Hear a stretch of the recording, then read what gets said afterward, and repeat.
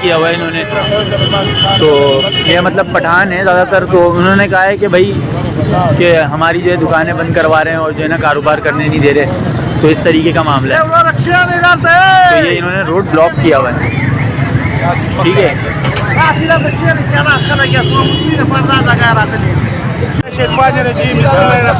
आप मीडिया वालों का भी शुक्रिया अदा करता हूँ जब लोगों का आवाज़ बुलंद करते हैं।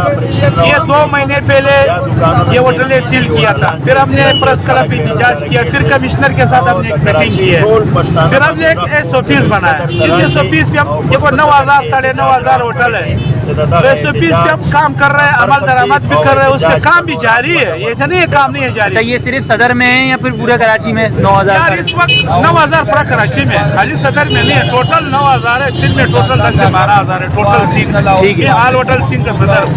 तो कहने का मकसद है अभी जिला सेंटर में हमने DC वगैरह के साथ कल भी मीटिंग की है।